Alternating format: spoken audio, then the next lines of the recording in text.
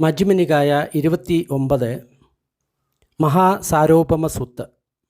സാരം എന്ന വാക്കിന് ഒരുപാട് അർത്ഥങ്ങളുണ്ട്.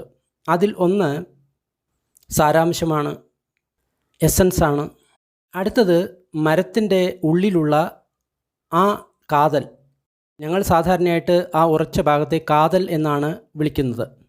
ചിലർ അതിനെ ഈടുള്ള തടി അല്ലെങ്കിൽ മരക്കാതൽ എന്നെല്ലാം വിളിക്കും. ഇംഗ്ലീഷിൽ അതിനെ ഹാർട്ട് വുഡ് എന്നാണ് വിളിക്കുന്നത്. ഒരു വ്യക്തി ഗൃഹസ്ഥ ജീവിതം ഉപേക്ഷിച്ച് സന്യാസിയാകുന്ന സമയത്ത് ആ വ്യക്തിക്ക് ഒരുപക്ഷെ ഒരുപാട് പേരും പെരുമയും ധനവും എല്ലാം ലഭിക്കാം. ആ സമയത്ത് ആ വ്യക്തി താൻ എന്തിന് ഗൃഹത്യാഗിയായോ അത് മറന്നിട്ട് ആ പ്രസിദ്ധിയെയും ധനത്തെയും പെരുമയെയും ആസ്വദിക്കാൻ തുടങ്ങും. അത് കാരണം ആ വ്യക്തിക്ക് ആധ്യാത്മിക ജീവിതത്തിൻ്റെ ആ ഏറ്റവും ഉത്തമമായിട്ടുള്ള കാതൽ അല്ലെങ്കിൽ ആ സാരാംശം അല്ലെങ്കിൽ മുക്തി മോക്ഷം ആ വ്യക്തിക്ക് ലഭിക്കുന്നില്ല. ഞാൻ ഇങ്ങനെ കേട്ടു, ഒരിക്കൽ ഭഗവാൻ രാജഗൃഹത്തിൽ ഗിജ്ജകൂട പർവ്വതത്തിന് അടുത്ത് താമസിക്കുകയായിരുന്നു. ആ സമയത്ത് ദേവദത്തൻ ഭഗവാൻ ബുദ്ധനെ കണ്ടതിന് ശേഷം പോയിട്ട് അധിക സമയം ആയിട്ടില്ല. അപ്പോഴാണ് ഭഗവാൻ ഈ ഉപദേശം കൊടുക്കുന്നത്. ദേവദത്തൻ ഭഗവാൻ ബുദ്ധൻ്റെ തന്നെ ബന്ധുവാണ്. എന്നാൽ ദേവദത്തൻ ബുദ്ധന് ഹാനി വരുത്താൻ ആഗ്രഹിച്ച വ്യക്തിയാണ്. ആ ഭിക്ഷുസംഘങ്ങളുടെ എല്ലാം നേതൃത്വം തൻ്റെ കയ്യിലാകണമെന്ന് ദേവദത്തൻ ആഗ്രഹിച്ചു. അതിനാൽ ദേവദത്തൻ ബുദ്ധനെ പലതരത്തിൽ അപകടത്തിൽപ്പെടുത്താൻ ശ്രമിച്ചു. ദേവദത്തനും ഒരു ഭിക്ഷുവാണ്, പക്ഷേ തൻ്റെ ലക്ഷ്യം മറന്നു. ആ സമയത്ത് ഭഗവാൻ ഭിക്ഷുക്കളോട് ദേവദത്തൻ്റെ ഉദാഹരണത്തെപ്പറ്റി പറഞ്ഞു. ഭിക്ഷുക്കളെ, ഒരു കുലപുത്രൻ്റെ ഉദാഹരണം എടുക്കുക. ധർമ്മത്തിൽ ശ്രദ്ധയുള്ള കാരണം ആ വ്യക്തി ഗൃഹസ്ഥ ജീവിതം ഉപേക്ഷിച്ച് സന്യാസിയായിട്ട് തീർന്നു. എന്തെന്നാൽ അവൻ ഇങ്ങനെ ചിന്തിച്ചു, ഞാൻ ജാതി, ജര, മരണം, ശോകം, പരിദേവം, ദുഃഖം, ദോർമനസം, ഉപായാസം ഇവയാൽ പീഡിതനാണ്. ഞാൻ ദുഃഖത്താൽ പീഡിതനാണ്, ദുഃഖത്താൽ മൂടപ്പെട്ടിരിക്കുകയാണ്. ഒരുപക്ഷെ എനിക്ക് ഈ സന്യാസ ജീവിതത്താൽ ഈ ദുഃഖസ്കന്ധങ്ങളിൽ നിന്ന് മോചനം ലഭിക്കും. ഈ ദുഃഖം മുഴുവൻ എൻ്റെ തീരുന്നതാണ്. എന്നാൽ ആ വ്യക്തി സന്യാസിയായതിനു ശേഷം ആ വ്യക്തിക്ക് ഒരുപാട് ലാഭ, സത്കാര, പ്രസിദ്ധികൾ ലഭിക്കുന്നു. ലാഭം എന്ന് പറയുന്ന സമയത്ത് ധനവും അതേപോലെ തന്നെ സ്ഥലവും ഒരുപാട് ഭൗതിക സമ്പത്ത് ആ വ്യക്തിക്ക് ലഭിക്കുന്നു. സത്കാരം എന്ന് പറയുന്ന സമയത്ത് എല്ലാവരും ആ വ്യക്തിയെ ബഹുമാനിക്കുന്നു. ആ വ്യക്തിക്ക് വളരെയധികം പ്രസിദ്ധി ഉണ്ടാകുന്നു. അപ്പോൾ അവർ അതിൽ സന്തുഷ്ടരാകുന്നു. അവർ ആഗ്രഹിച്ച കാര്യങ്ങളെല്ലാം അവർക്ക് ലഭിക്കുന്നു. അതായത് അവർ ആ ലാഭ, സത്കാര, പ്രസിദ്ധിയാണ് ആഗ്രഹിച്ചത്, അത് അവർക്ക് ലഭിക്കുന്നു. അതുമൂലം അവർ തങ്ങളെ തന്നെ പുകഴ്ത്തി പറയുന്നു, മറ്റുള്ളവരെ നിന്ദിച്ചു പറയുന്നു. എനിക്കാണ് ലാഭവും അതേപോലെ തന്നെ സത്കാരവും പ്രശംസയും എല്ലാം ഉള്ളത്. മറ്റു ഭിക്ഷുക്കളെ നോക്കൂ, ആരും അവരെ ഗൗനിക്കുന്നില്ല, അവർക്ക് ഒന്നും തന്നെ ഇല്ല. അതുമൂലം അവർക്ക് അതിൽ അഹങ്കാരം ഉണ്ടാകുന്നു, മതമുണ്ടാകുന്നു. അഹങ്കാരം ഉണ്ടാകുന്ന സമയത്ത് അവർക്ക് ശ്രദ്ധ ഇല്ലാതാകുന്നു, അല്ലെങ്കിൽ പ്രമാദം ഉണ്ടാകുന്നു. ആ ലാഭസത്കാര പ്രശസ്തി മൂലം അവർക്ക് പ്രമാദം അല്ലെങ്കിൽ ആലസ്യം ഉണ്ടാകുന്നു. അങ്ങനെ അലസത ഉണ്ടാകുന്ന സമയത്ത് അവർ ദുഃഖിതരാകുന്നു. അതായത് വീണ്ടും പ്രയത്നിക്കാനുള്ള താല്പര്യം അവർക്കില്ലാതാകുന്നു. അതിനെയാണ് ഇവിടെ അലസത എന്ന് പറയുന്നത്, അല്ലെങ്കിൽ പ്രമാദം എന്ന് പറയുന്നത്. ഇങ്ങനെ നമ്മൾ കരുതുക, ഒരു വ്യക്തിക്ക് മരത്തിൻ്റെ കാതൽ ആവശ്യമുണ്ട്, ഹാർട്ട് വുഡ്, ഈടുള്ള തടി. ആ മരക്കാതലിന് വേണ്ടി അവർ അന്വേഷിച്ച് നടക്കുന്ന സമയത്ത് മരക്കാതലുള്ള ഒരു വലിയ മരം അവർ കാണുന്നു. എന്നാൽ മരക്കാതലും അതിനു മുകളിലുള്ള ദുർബലമായിട്ടുള്ള തടിയും തോലും ശിഖരങ്ങളും വിട്ടിട്ട് ആ വ്യക്തി ശാഖകളും അതേപോലെ തന്നെ ഇലകളും വെട്ടിക്കൊണ്ടാണ് പോകുന്നത്. ഈ ശാഖകളും ഇലകളും ആണ് മരക്കാതൽ എന്നാണ് അവർ വിചാരിച്ചത്. അപ്പോൾ കണ്ണിന് കാഴ്ചയുള്ളൊരു വ്യക്തി അവരെ കാണും, കണ്ടിട്ട് ഇങ്ങനെ പറയും, ഈ വ്യക്തിക്ക് മരക്കാതൽ എന്ത് എന്ന് അറിയില്ല, ദുർബലമായിട്ടുള്ള തടി അല്ലെങ്കിൽ സോഫ്റ്റ് വുഡ് എന്താണ് എന്നറിയില്ല, തോൽ എന്താണെന്നറിയില്ല, ശിഖരങ്ങൾ എന്താണെന്നറിയില്ല, ശാഖ എന്താണെന്നറിയില്ല, ഇലകൾ എന്താണ് എന്നറിയില്ല. അതുകൊണ്ടാണ് അവർ അതിൻ്റെ ശിഖരങ്ങളും ഇലകളും മാത്രം വെട്ടിയെടുത്ത് അത് കാതലാണ് എന്ന് വിചാരിച്ച് പോയത്. ആ മരക്കാതൽ കൊണ്ട് ആ വ്യക്തി എന്ത് ഉണ്ടാക്കണം എന്ന് വിചാരിച്ചോ ആ കാര്യം ഒരിക്കലും നടക്കില്ല. മരക്കാതൽ സാധാരണയായിട്ട് നമ്മൾ ഗൃഹോപകരണങ്ങൾ ഉണ്ടാക്കാനാണ് ഉപയോഗിക്കുന്നത്. പക്ഷേ ഈ ശിഖരങ്ങളും ഇലകളെയും കൊണ്ട് ഒരിക്കലും അത് നടക്കില്ല. ഇതേ പ്രകാരമാണ് ഭിക്ഷുക്കളെ ഒരു കുലപുത്രൻ ഗൃഹസ്ഥ ജീവിതം ഉപേക്ഷിച്ച് സന്യാസിയാകുന്നു. അവൻ ഇങ്ങനെ വിചാരിക്കുന്നു, ഞാൻ ജാതി, ജര, മരണം, ശോകം, പരിദേവം, ദുഃഖം, ദൗർമനസം, ഉപായാസം ഇവയാൽ പീഡിതനാണ്. ഞാൻ ദുഃഖിതനാണ്, ദുഃഖത്താൽ മൂടപ്പെട്ടവനാണ്.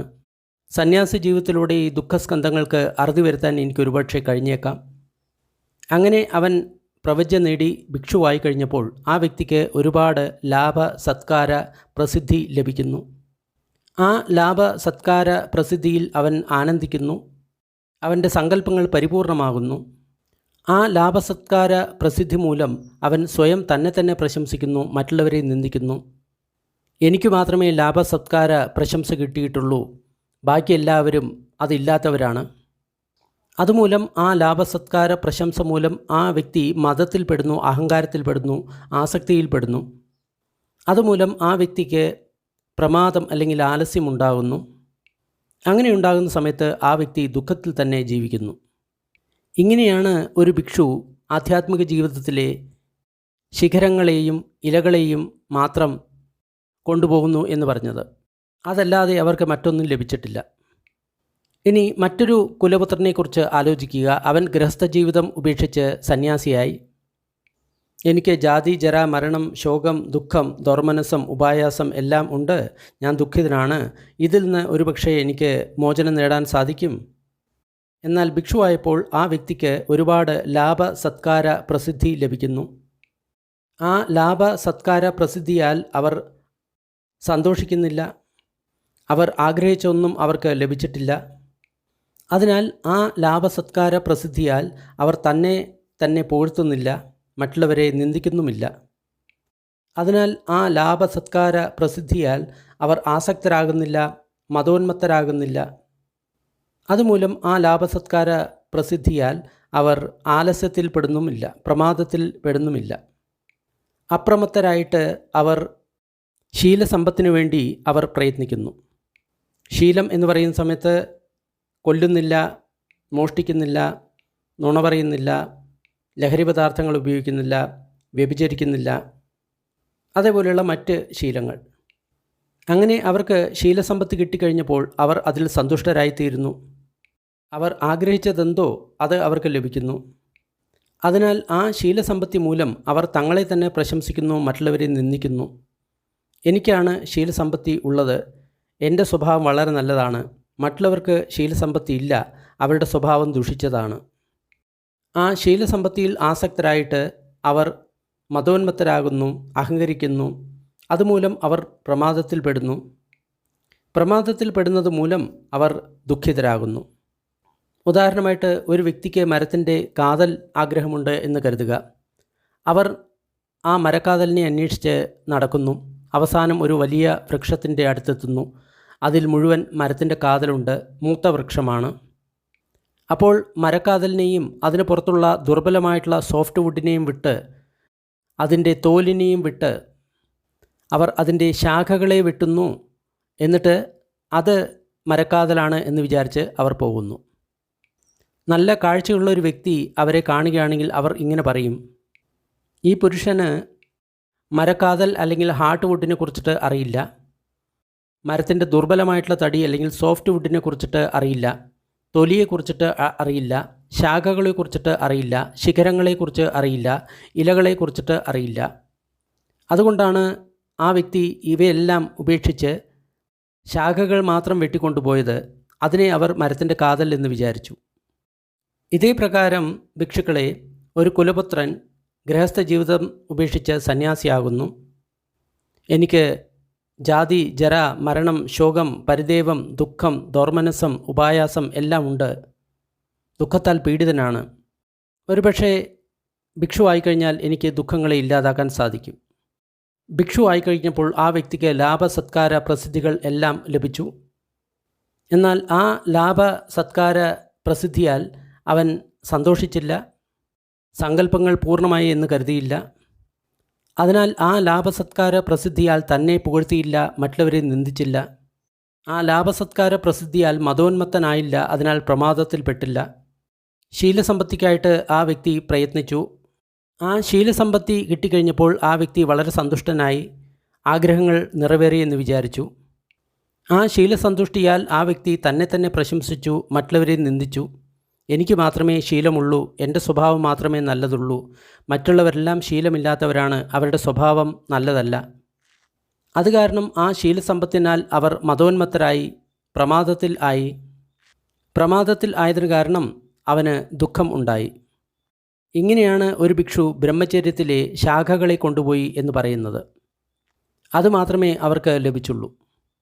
ഇനി മറ്റൊരു കുലപത്രനെക്കുറിച്ച് ആലോചിക്കാം. ആ വ്യക്തി ഗൃഹസ്ഥ ജീവിതത്തിൽ നിന്ന് സന്യാസിയായി. ഞാൻ ജാതി, ജര, മരണം, ശോകം, പരിദേവം, ദുഃഖം, ദോർമനസം ഇവയാൽ പീഡിതനാണ്, ദുഃഖിതനാണ്. ഒരുപക്ഷെ എനിക്ക് ദുഃഖത്തിന് അറുതി വരുത്താൻ സാധിച്ചേക്കാം. എന്നാൽ അവർ ഭിക്ഷുവായി കഴിഞ്ഞപ്പോൾ അവർക്ക് ലാഭസത്കാര പ്രസിദ്ധി ഉണ്ടായി. എന്നാൽ അവർ ആ ലാഭസത്കാര പ്രസിദ്ധിയാൽ സന്തോഷിക്കുന്നില്ല, എല്ലാ ആഗ്രഹങ്ങളും നടന്നു എന്ന് കരുതുന്നില്ല. അതിനാൽ ആ ലാഭസത്കാര പ്രസിദ്ധിയാൽ അവർ മതോന്മത്തരാകുന്നില്ല, അത് കാരണം അവർ പ്രമാദത്തിൽപ്പെടുന്നില്ല. അതിനാൽ ആ ഭിക്ഷു ശീലസമ്പത്തിന് വേണ്ടി പ്രയത്നിക്കുന്നു. ആ വ്യക്തി ആ ശീലസമ്പത്തിനാൽ സന്തോഷിക്കുന്നു, പക്ഷേ എല്ലാം കിട്ടി എന്ന് കരുതുന്നില്ല. അതിനാൽ ആ ശീലസമ്പത്തിനാൽ സ്വയം തന്നെ തന്നെ പ്രശംസിക്കുന്നില്ല, മറ്റുള്ളവരെ നിന്ദിക്കുന്നില്ല. അതിനാൽ ആ ശീലസമ്പത്തിൽ അവർ മതോന്മത്തരാകുന്നില്ല. അതിനാൽ അവർക്ക് പ്രമാദം അല്ലെങ്കിൽ ആലസ്യം ഉണ്ടാകുന്നില്ല. അപ്രമത്തരായിട്ട് ആ ശ്രമണന്മാർ സമാധി സമ്പത്തി നേടിയെടുക്കാൻ ഉത്സാഹിക്കുന്നു. അങ്ങനെ സമാധി സമ്പത്തി നേടുന്നു. സമാധി എന്ന് പറയുന്ന സമയത്ത് ചിത്തത്തിൻ്റെ ഏകാഗ്രത അല്ലെങ്കിൽ ചിത്തത്തിൻ്റെ സമാഹിതമായിട്ടുള്ള അവസ്ഥ. അതിനാൽ ആ സമാധി സമ്പത്തിനാൽ അവർ സന്തുഷ്ടരാകുന്നു. അതാണ് അവർ ആഗ്രഹിച്ചത്. അതിനാൽ അവർ ആ സമാധി സമ്പത്തിനാൽ തന്നെ തന്നെ പ്രശംസിക്കുന്നു, മറ്റുള്ളവരെ നിന്ദിക്കുന്നു. എനിക്ക് മാത്രമേ ഈ സമാധി സമ്പത്തി ഉള്ളൂ, മറ്റു ഭിക്ഷുക്കൾക്ക് സമാധി സമ്പത്തി ഇല്ല, അവരുടെ മനസ്സ് അലഞ്ഞുകൊണ്ടിരിക്കുകയാണ്. അതിനാൽ ആ സമാധി സമ്പത്തിയിൽ അവർ മതോന്മത്തരാകുന്നു. അതുകൊണ്ട് അവർക്ക് പ്രമാദം അല്ലെങ്കിൽ ആലസ്യം ഉണ്ടാകുന്നു. ആ ആലസ്യത്താൽ അവർ ദുഃഖിതരായിട്ട് ജീവിക്കുന്നു. ഉദാഹരണമായിട്ട് ഒരു വ്യക്തിക്ക് മരത്തിൻ്റെ കാതൽ വേണമെന്ന് വിചാരിക്കുക. അവൻ ആ മരക്കാതലിന് വേണ്ടി അലഞ്ഞു. അപ്പോൾ ഒരു വലിയ മരക്കാതലുള്ള ഒരു വൃക്ഷം അവർ കണ്ടു. എന്നാൽ മരക്കാതലിനെയും അതിന് മുകളിലുള്ള സോഫ്റ്റ് വുഡ് അല്ലെങ്കിൽ ദുർബലമായിട്ടുള്ള തടിയെയും വിട്ട് അവർ അതിൻ്റെ തോല് മാത്രം വെട്ടിക്കൊണ്ടുപോയി. അവർ ഇങ്ങനെ വിചാരിച്ചു, ഇതാണ് മരക്കാതൽ എന്ന്. കണ്ണിന് ശരിയായിട്ടുള്ള കാഴ്ചകളുള്ളൊരു വ്യക്തി അവരെ കാണുകയാണെങ്കിൽ അവർ ഇങ്ങനെ പറയും, ഈ വ്യക്തിക്ക് മരക്കാതൽ എന്താ എന്നറിയില്ല, ദുർബലമായിട്ടുള്ള തടി എന്ത് എന്നറിയില്ല, തോലെന്താണെന്ന് അറിയില്ല, ശാഖകൾ എന്താണെന്ന് അറിയില്ല, ശിഖരങ്ങൾ, ഇല എന്താണെന്ന് അറിയില്ല. അതുകൊണ്ടാണ് അവർ അതെല്ലാം വിട്ട് വെറും തൊലിയെ മാത്രം വെട്ടിയെടുത്തുകൊണ്ട് പോയത്. അവർ അതിനെയാണ് മരക്കാതൽ എന്ന് വിളിച്ചത്. അതിനാൽ ആ മരക്കാതലം കൊണ്ട് അവന് എന്താവശ്യമുണ്ടോ അത് നിറവേറില്ല. ഇതുപോലെയാണ് ഒരു ഭിക്ഷു ഗൃഹസ്ഥ ജീവിതം ഉപേക്ഷിച്ച് സന്യാസിയാകുന്നത്. ഞാൻ ജാതി, ജര, മരണം, ശോകം, പരിദേവം, ദുഃഖം, ദോർമനസ്സം, ഉപായാസം ഇവയാൽ പീഡിതനാണ്, ദുഃഖിതനാണ്. ഒരുപക്ഷെ എനിക്ക് ദുഃഖത്തിന് അറുതി വരുത്താൻ സാധിക്കും. അതിനാൽ അവൻ ഭിക്ഷുവായി കഴിഞ്ഞപ്പോൾ അവന് ലാഭസത്കാര പ്രസിദ്ധി ലഭിച്ചു. എന്നാൽ അവൻ ആ ലാഭസത്കാര പ്രസിദ്ധിയിൽ സന്തുഷ്ടനായില്ല, അവൻ്റെ ആഗ്രഹങ്ങൾ പൂർത്തിയായി എന്ന് കരുതിയില്ല. അതിനാൽ ആ ലാഭസത്കാര പ്രസിദ്ധിയിൽ സ്വയം തന്നെ തന്നെ പൂർത്തിയില്ല, മറ്റുള്ളവരെ നിന്ദിച്ചില്ല. അതിനാൽ ആ ലാഭസത്കാര പ്രസിദ്ധിയിൽ അവൻ മതോന്മത്തനായില്ല. അത് കാരണം അവന് പ്രമാദം, ആലസ്യം ഉണ്ടായില്ല. അവർ ശീലസമ്പത്തിനായിട്ട് പ്രയത്നിച്ചു. അവർക്ക് ശീലസമ്പത്ത് ലഭിച്ചു കഴിഞ്ഞപ്പോൾ അവർ അതിൽ സന്തുഷ്ടരായി. എന്നാൽ അവരുടെ ആഗ്രഹങ്ങൾ പരിപൂർണമായി നടന്നു എന്ന് അവർ കരുതിയില്ല. അതിനാൽ ആ ശീലസമ്പത്തിനാൽ അവർ തന്നെ തന്നെ പൂഴ്ത്തിയില്ല, മറ്റുള്ളവരെ നിന്ദിച്ചില്ല. അതിനാൽ ആ ശീലസമ്പത്തിൽ അവർ മതോന്മത്തരായില്ല. അതിനാൽ അവർ അലസർ ആയില്ല. അപ്പോൾ അവർ സമാധി സമ്പത്തിനായിട്ട് പ്രയത്നിച്ചു. സമാധി സമ്പത്തി കിട്ടിക്കഴിഞ്ഞപ്പോൾ അവർ സന്തോഷിച്ചു, തങ്ങളുടെ ആഗ്രഹങ്ങളെല്ലാം പൂർത്തിയായി എന്ന് കരുതി. അതിനാൽ ആ സമാധി സമ്പത്തിനാൽ അവർ തങ്ങളെ തന്നെ പുകഴ്ത്തി മറ്റുള്ളവരെ നിന്ദിച്ചു. എനിക്ക് സമാധി സമ്പത്തിയുണ്ട്, എൻ്റെ ചിത്തം ഏകാഗ്രതമാണ്. എന്നാൽ മറ്റുള്ള ഭിക്ഷുക്കൾക്ക് സമാധി സമ്പത്തി ഇല്ല, അവരുടെ ചിത്തം ഏകാഗ്രതമല്ല. അതിനാൽ ആ ഭിക്ഷു തൻ്റെ സമാധി സമ്പത്തിയാൽ മതോന്മത്തരാകുന്നു, പ്രമാദത്തിൽപ്പെടുന്നു. അതുമൂലം ആ വ്യക്തിക്ക് ദുഃഖമുണ്ടാകുന്നു. ഇങ്ങനെയാണ് ഒരു ഭിക്ഷു ബ്രഹ്മചര്യ ജീവിതത്തിൻ്റെ തോല് മാത്രം എടുത്തുകൊണ്ടുപോയത്. അതല്ലാതെ അവർക്ക് മറ്റൊന്നും തന്നെ ലഭിച്ചില്ല. ഇനി മറ്റൊരു കുലപത്രനെക്കുറിച്ച് ആലോചിക്കുക. അവൻ ഗൃഹസ്ഥ ജീവിതം ഉപേക്ഷിച്ച് സന്യാസിയായി. എനിക്ക് ജാതി, ജര, മരണം, ശോകം, പരിദേവം, ദുഃഖം, തോർമനസ്സം, ഉപായാസം എല്ലാമുണ്ട്, ഞാൻ ദുഃഖിതനാണ്. ഒരുപക്ഷെ എനിക്ക് ദുഃഖത്തിന് അറുതി വരുത്താൻ സാധിച്ചേക്കാം.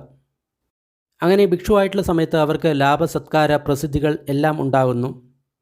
ആ ലാഭസത്കാര പ്രസിദ്ധിയാൽ അവർ സന്തുഷ്ടരാകുന്നില്ല. തങ്ങളുടെ സങ്കല്പങ്ങൾ പരിപൂർണമായി എന്ന് കരുതിയില്ല. അത് കാരണം ആ ലാഭസത്കാര പ്രസിദ്ധിയാൽ അവർ തങ്ങളെ തന്നെ പുകഴ്ത്തിയില്ല, മറ്റുള്ളവരെ നിന്ദിച്ചില്ല. അതിനാൽ ആ ലാഭസത്കാര പ്രസിദ്ധിയാൽ അവർ മതോന്മത്തരായില്ല. അതിനാൽ അവർക്ക് പ്രമാദം ഉണ്ടായില്ല. അവർ ശീലസമ്പത്തിന് വേണ്ടിയിട്ട് പ്രയത്നിച്ചു. ആ ശീലസമ്പത്തി ലഭിച്ചപ്പോൾ അവർ സന്തുഷ്ടരായി. എന്നാൽ അവരുടെ സങ്കല്പം പൂർണ്ണമായി എന്നവർ കരുതിയില്ല. അതിനാൽ ആ ശീലസമ്പത്തിനാൽ അവർ തങ്ങളെ പുകഴ്ത്തിയില്ല, മറ്റുള്ളവരെ നിന്ദിച്ചില്ല. അതിനാൽ ആ ശീലസമ്പത്തിനാൽ അവർ മതോന്മത്തരായില്ല, പ്രമാദത്തിൽ ഏർപ്പെട്ടില്ല, അല്ലെങ്കിൽ അലസരായിട്ടില്ല. അവർ സമാധി സമ്പത്തിനായിട്ട് പ്രയത്നിച്ചു. ആ സമാധി സമ്പത്ത് അവർക്ക് ലഭിച്ചപ്പോൾ അവർ സന്തുഷ്ടരായി. എന്നാലും അവർ തങ്ങളുടെ സങ്കല്പങ്ങൾ പൂർത്തിയായി എന്ന് കരുതിയില്ല. അതിനാൽ ആ സമാധി സമ്പത്തിനാൽ അവർ തങ്ങളെ തന്നെ പ്രശംസ ചെയ്തില്ല, മറ്റുള്ളവരെ നിന്ദിച്ചില്ല.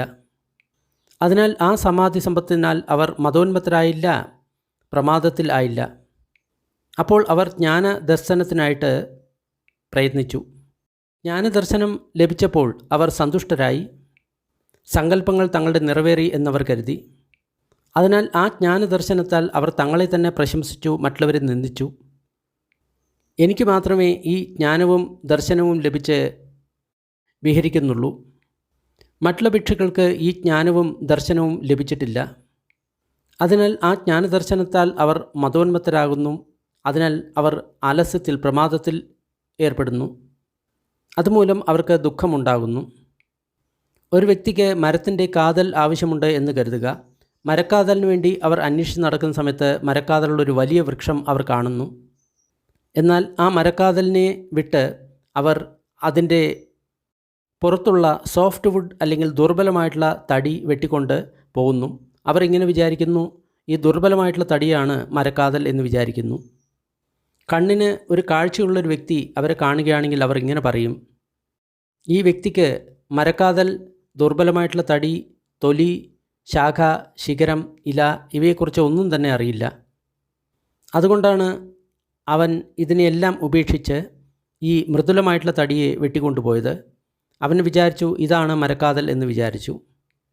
അതിനാൽ ആ മരക്കാതൽ കൊണ്ട് അവൻ എന്ത് ഉണ്ടാക്കാൻ ആഗ്രഹിച്ചുവോ അത് അവന് സാധിക്കില്ല. ഇതുപോലെ തന്നെയാണ് ഭിക്ഷു. ഒരു കുലപത്രൻ ഗൃഹസ്ഥ ജീവിതം ഉപേക്ഷിച്ച് സന്യാസിയായി. ഞാൻ ജാതി, ജര, മരണം, ശോകം, പരിദേവം, ദുഃഖം, ദോർമനസ്സം, ഉപായാസം തുടങ്ങിയവയാൽ പീഡിതനാണ്, ഞാൻ ദുഃഖിതനാണ്. ഒരുപക്ഷെ എനിക്ക് ദുഃഖഖന്ധങ്ങളിൽ നിന്ന് മുക്തനാകാൻ സാധിക്കും. അങ്ങനെ അവൻ സന്യാസം എടുത്തു കഴിഞ്ഞപ്പോൾ അവന് ലാഭസത്കാര പ്രസിദ്ധി ഉണ്ടായി. എന്നാൽ ആ ലാഭസത്കാര പ്രശംസയിൽ അവൻ സന്തുഷ്ടനായില്ല, സങ്കല്പങ്ങൾ നിറവേറി എന്ന് കരുതിയില്ല. അതിനാൽ ആ ലാഭസത്കാര പ്രസിദ്ധിയാൽ അവൻ സ്വയം തന്നെ പൂഴ്ത്തിയില്ല, മറ്റുള്ളവരെ നിന്ദിച്ചില്ല. അതിനാൽ ആ ലാഭസത്കാര പ്രസിദ്ധിയാൽ അവൻ മതോന്മത്തനായില്ല, പ്രമാദത്തിൽ ഏർപ്പെട്ടില്ല. അവൻ ശീലസമ്പത്തിനായിട്ട് പ്രയത്നിച്ചു. അവൻ ശീലസമ്പത്ത് നേടി. അവൻ ആ ശീലസമ്പത്തിൽ സന്തുഷ്ടനാണ്. എന്നാൽ സങ്കല്പങ്ങൾ പൂർണ്ണമായി എന്ന് കരുതിയില്ല. അതിനാൽ ആ ശീലസമ്പത്തിനാൽ തന്നെ പൂഴ്ത്തിയില്ല, മറ്റുള്ളവരെ നിന്ദിച്ചില്ല. ആ വ്യക്തി ആ ശീലസമ്പത്തിൽ മതോന്മത്തൻ ആയില്ല. അത് കാരണം പ്രമാദത്തിൽപ്പെട്ടില്ല. അങ്ങനെ ആ വ്യക്തി പരിശ്രമിച്ച് സമാധി സമ്പത്ത് നേടി. സമാധി എന്ന് പറയുന്ന സമയത്ത് മനസ്സിൻ്റെ ആ സമാഹിതമായിട്ടുള്ള അവസ്ഥ. അപ്പോൾ ആ ഭിക്ഷു സമാധി സമ്പത്തിനാൽ സന്തുഷ്ടനായി. എന്നാൽ സങ്കല്പങ്ങൾ പൂർണ്ണമായി എന്ന് കരുതിയില്ല. അതിനാൽ ആ സമാധി സമ്പത്തിനാൽ സ്വയം തന്നെ തന്നെ പുകഴ്ത്തിയില്ല, മറ്റുള്ളവരെ നിന്ദിച്ചില്ല. അതിനാൽ ആ സമാധി സമ്പത്തിനാൽ മതോന്മത്തനായില്ല. മതോന്മത്തൻ ആകാത്തതിനാൽ പ്രമാദത്തിൽ ആയില്ല. അപ്പോൾ ആ വ്യക്തി ജ്ഞാനദർശനത്തിനു വേണ്ടി ശ്രമിച്ചു. അപ്പോൾ ആ വ്യക്തിക്ക് ജ്ഞാനദർശനം ലഭിച്ചു. ഭിക്ഷു ജ്ഞാനദർശനത്താൽ സന്തുഷ്ടനായി സങ്കല്പങ്ങൾ പൂർണ്ണമായി എന്ന് കരുതി. അതിനാൽ ആ ജ്ഞാനദർശനത്താൽ ആ ഭിക്ഷു തന്നെ തന്നെ പുകഴ്ത്തി മറ്റുള്ളവരെ നിന്ദിച്ചു. എനിക്ക് മാത്രമേ ജ്ഞാനദർശനം ലഭിച്ചിട്ടുള്ളൂ, മറ്റുള്ളവർക്ക് ജ്ഞാനദർശനം ലഭിച്ചിട്ടില്ല. അതിനാൽ ആ ഭിക്ഷു ജ്ഞാനദർശനത്താൽ മതോന്മത്തനായി. അങ്ങനെ അഹങ്കരിച്ചപ്പോൾ ആ വ്യക്തിക്ക് പ്രമാദം ഉണ്ടായി. ആ സമയത്ത് ദുഃഖമുണ്ടായി. ഇങ്ങനെയാണ് ഒരു ഭിക്ഷു ബ്രഹ്മചര്യത്തിൻ്റെ ദുർബലമായിട്ടുള്ള തടിയെ ഗ്രഹിച്ചു എന്ന് പറയുന്നത്, അല്ലെങ്കിൽ അവർക്ക് സോഫ്റ്റ് വുഡ് കിട്ടി എന്ന് പറയുന്നത്. അതല്ലാതെ അവർക്ക് മറ്റൊന്നും കിട്ടിയില്ല. ഇനി മറ്റൊരു ഭിക്ഷുവിൻ്റെ കാര്യമെടുക്കാം. ആ കുലപുത്രൻ ഗൃഹസ്ഥ ജീവിതം ഉപേക്ഷിച്ച് സന്യാസിയായി.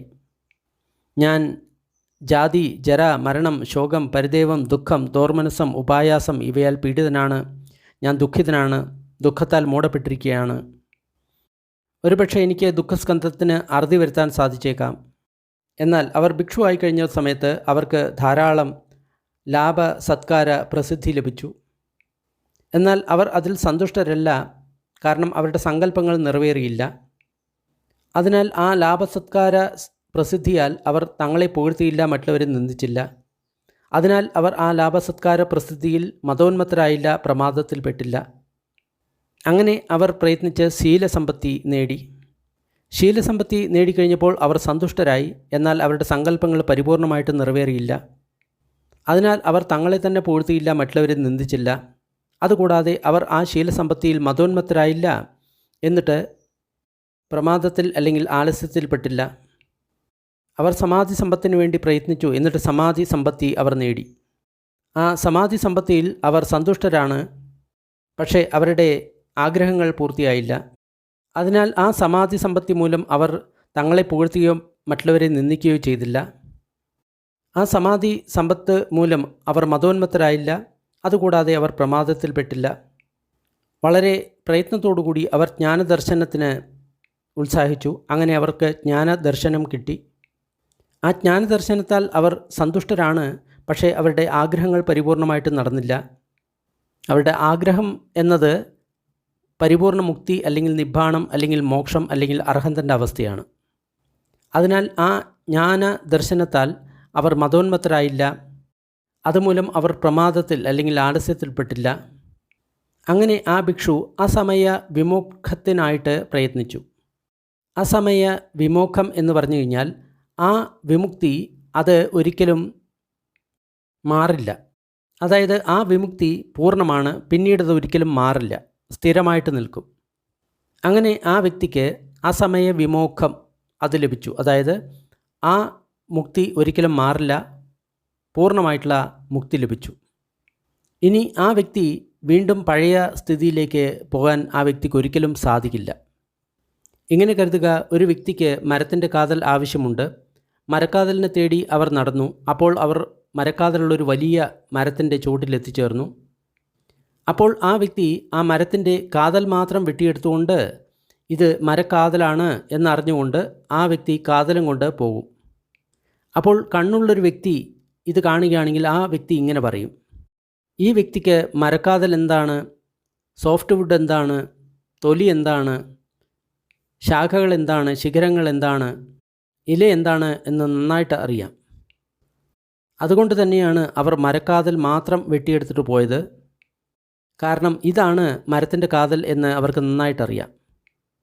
ആ മരക്കാതൽ കൊണ്ട് ആ വ്യക്തിക്ക് എന്ത് ആവശ്യമുണ്ടോ അത് അവന് നിറവേറ്റാൻ സാധിക്കും. ഇപ്രകാരമാണ് ഭിക്ഷുക്കളെ ഒരു ഭിക്ഷു, ഒരു കുലപുത്രൻ ഗൃഹസ്ഥ ജീവിതം ഉപേക്ഷിച്ച് സന്യാസിയായി. ഞാൻ ജാതി, ജര, മരണം, ശോകം, പരിദേവം, ദുഃഖം, ദോർമനസം, ഉപായാസം എന്നിവയാൽ ദുഃഖിതനാണ്. ഒരുപക്ഷെ എനിക്ക് ദുഃഖസ്കന്ധത്തിന് അറുതി വരുത്താൻ സാധിച്ചേക്കാം. അപ്പോൾ ഭിക്ഷുവായിട്ടുള്ള ആ വ്യക്തിക്ക് ഒരുപാട് ലാഭസത്കാര പ്രസിദ്ധി ലഭിച്ചു. ആ ലാഭസത്കാര പ്രസിദ്ധിയാൽ അവൻ സന്തുഷ്ടനായില്ല, അവൻ്റെ ആഗ്രഹങ്ങൾ നിറവേറിയെന്ന് കരുതിയില്ല.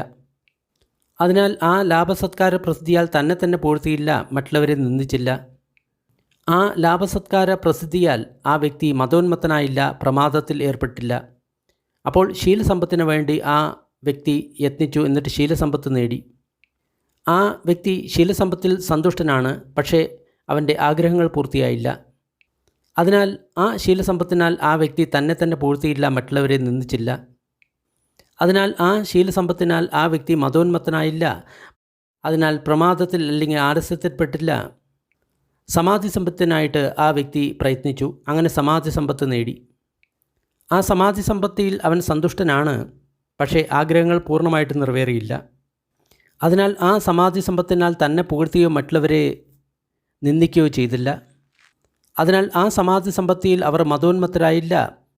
മതോന്മത്തർ ആകാതിരുന്നതിനാൽ അവർ ആലസ്യർ ആയില്ല. അവർ നിഷ്ഠയോടുകൂടി ജ്ഞാനദർശനത്തിനായിട്ട് പരിശ്രമിച്ചു, അങ്ങനെ അവർക്ക് ജ്ഞാനദർശനം കിട്ടി. അങ്ങനെ അവർ ആ ജ്ഞാനദർശനത്തിൽ സന്തുഷ്ടനായി, പക്ഷേ അവരുടെ ആഗ്രഹങ്ങൾ പൂർണ്ണമായിട്ട് നിറവേറിയില്ല. അതിനാൽ ആ ജ്ഞാനദർശനത്താൽ അവർ തങ്ങളെ തന്നെ പുകഴ്ത്തുന്നില്ല, മറ്റുള്ളവരെ നിന്ദിക്കുന്നില്ല. അങ്ങനെ ആ ജ്ഞാനദർശനത്താൽ അവർ മതോന്മത്തരായിരുന്നില്ല. അതിനാൽ പ്രമാദത്തിൽ അല്ലെങ്കിൽ ആലസ്യത്തിൽപ്പെടുന്നില്ല. അവർ അസമയ വിമോഖത്തിനായിട്ട് പ്രയത്നിക്കുന്നു, അതായത് ഒരിക്കലും മാറാത്ത വിമുക്തി. അങ്ങനെ അസമയ വിമോഖം നേടിയ ആ വ്യക്തി ഒരിക്കലും ആ വിമുക്തിയിൽ നിന്ന് അവൻ വേറെയാകുന്നില്ല. ആ വിമുക്തി അവനെ ഇല്ലാതാകുന്നില്ല. അതായത് അവൻ എല്ലാ സമയത്തും വിമുക്തനാണ്, ഒരിക്കലും ആ വിമുക്തി അവനെ ഇല്ലാതാകുകയില്ല എന്നാണ് പറയുന്നത്. അതിനാൽ ഭിക്ഷുക്കളെ, ഈ ബ്രഹ്മചര്യം ജീവിക്കുന്നത് ലാഭ സത്കാര പ്രസിദ്ധിക്ക് വേണ്ടിയിട്ടല്ല, ശീലസമ്പത്തിന് വേണ്ടിയിട്ടല്ല, സമാധി സമ്പത്തിന് വേണ്ടിയിട്ടല്ല, ജ്ഞാന ദർശനത്തിന് വേണ്ടിയിട്ടല്ല. ഈ ബ്രഹ്മചര്യം അല്ലെങ്കിൽ ആധ്യാത്മിക ജീവിതം എന്നത് അകുപ്പ ചേതോ വിമുക്തി ആണ്. അതായത് ഒരിക്കലും ഇളകാത്ത ചേതസ്സിൻ്റെ വിമുക്തി അല്ലെങ്കിൽ നിബ്ബാണം. അതാണ് ഈ ബ്രഹ്മചര്യത്തിൻ്റെ അന്തിമ ലക്ഷ്യം. അതാണ് ഈ ബ്രഹ്മചര്യ ജീവിതം തേടുന്ന കാതൽ, അതായത് അർഹന്തൻ്റെ അവസ്ഥ. ആ അവസ്ഥ ലഭിച്ചു കഴിഞ്ഞാൽ ഒരിക്കലും ആ വ്യക്തിയുടെ വിമുക്തി ഇളകുന്നതല്ല. അതായത് പൂർണ്ണമായിട്ടുള്ള വിമുക്തനായി പൂർണ്ണമായിട്ടുള്ള നിബ്ബാണം നേടി, അതിനെയാണ് അകുപ്പ ചേതോ വിമുക്തി എന്ന് പറയുന്നത്. ആ വ്യക്തി അർഹന്തനായി, പൂർണ്ണമുക്തനായി. ഇതാണ് ഭഗവാൻ പറഞ്ഞത്. ആ ഭിക്ഷുക്കൾ തൃപ്തരായി ഭഗവാന്റെ വചനത്തെ അഭിനന്ദിച്ചു. മഹാസാരോപമ സൂക്തം അവസാനിച്ചു. ഇന്നും പല സന്യാസിമാർ ജീവിക്കുന്നുണ്ട്. അവർ സന്യാസി ആയതിനു ശേഷം അവർക്ക് ഒരുപാട് ഭൗതിക സൗകര്യങ്ങൾ, അതേപോലെ തന്നെ ധനം, ലാഭ സത്കാര പ്രശംസ ഇവയെല്ലാം ലഭിച്ചു. അവർ പ്രസിദ്ധരായി കഴിഞ്ഞപ്പോൾ അവർക്ക് എല്ലാവരും ലാഭസത്കാരങ്ങൾ കൊടുക്കാൻ തുടങ്ങിക്കഴിഞ്ഞപ്പോൾ ആ വ്യക്തി അതിൽ ആനന്ദിക്കാൻ തുടങ്ങി. പിന്നീട് ആ വ്യക്തി ശീലത്തിനായിട്ടോ സമാധിക്കായിട്ടോ പ്രജ്ഞയ്ക്കായിട്ടോ മുക്തിക്കായിട്ടോ യത്നിക്കുന്നില്ല. തങ്ങൾ നേടേണ്ടത് നേടി എന്ന് പറഞ്ഞ് അവർ ആ ലാഭത്തിൽ, ആ സത്കാരത്തിൽ, ആ പ്രസിദ്ധിയിൽ അവർ ജീവിക്കുന്നു. ആ വ്യക്തികൾക്ക് ഒരിക്കലും ആധ്യാത്മിക ജീവിതത്തിൻ്റെ സാരമായിട്ടുള്ള നിബ്ബാണം ഒരിക്കലും ലഭിക്കുകയുമില്ല. കാരണം അവർ ആഗ്രഹിച്ചത് ലാഭസത്കാര പ്രസിദ്ധിയാണ്, അതവർക്ക് ലഭിച്ചു. അതിനാൽ അവർ ആധ്യാത്മിക ജീവിതത്തിൻ്റെ സാരം അനുഭവിക്കാതെ തന്നെ അവർ ആ ആധ്യാത്മിക ജീവിതം നയിച്ചു.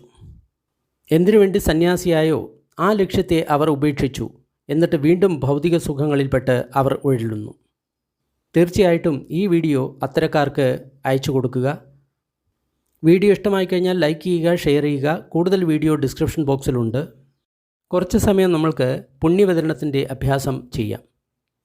ദുഃഖം അനുഭവിക്കുന്ന സർവ്വപ്രാണികളും ദുഃഖത്തിൽ നിന്ന് വിമുക്തരാകട്ടെ. ഭയം അനുഭവിക്കുന്ന സർവ്വപ്രാണികളും ഭയത്തിൽ നിന്ന് വിമുക്തരാകട്ടെ.